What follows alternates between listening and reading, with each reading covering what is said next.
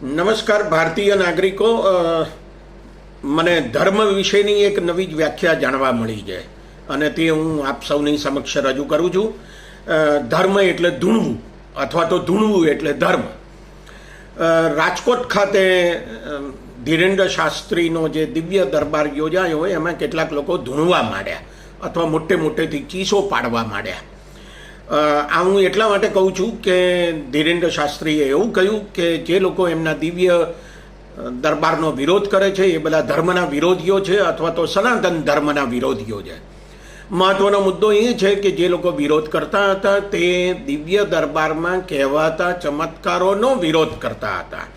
જે કંઈ ધીરેન્દ્ર શાસ્ત્રી એમાં ચમત્કારો કરે છે એનો વિરોધ કરતા હતા, કારણ કે ચમત્કારો જેવું કશું હતું નથી. જેમણે પણ વિરોધ કર્યો છે એમણે એમની કથાનો પણ વિરોધ નથી કર્યો, ધર્મનો વિરોધ નથી કર્યો, ચમત્કારોનો વિરોધ કર્યો છે, સનાતન ધર્મનો પણ વિરોધ કર્યો નથી. તેમ છતાં ધીરેન્દ્ર શાસ્ત્રીએ એવું કીધું કે એ ધર્મનો વિરોધ કરે છે, સનાતન ધર્મનો વિરોધ કરે છે.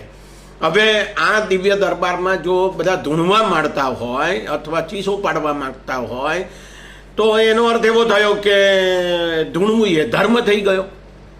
મિત્રો, મોટા મનોચિકિત્સકો એવું કહે છે કે ધૂણવું એ એક માનસિક રોગ છે.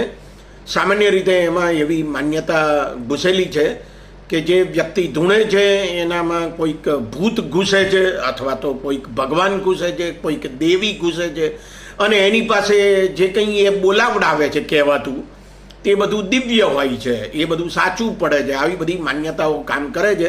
આ સંપૂર્ણપણે અંધશ્રદ્ધા છે અને એ અંધશ્રદ્ધામાંથી મને લાગે છે કે આપણે બહાર આવવું જોઈએ.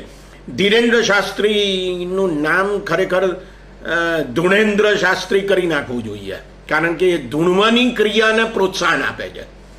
બહુ ભયંકર બાબત છે આ. ભારતના બંધારણમાં કલમ 51A(h)માં વૈજ્ઞાનિક અભિગમ દરેક નાગરિકે કેળવવો જોઈએ એમ લખેલું છે.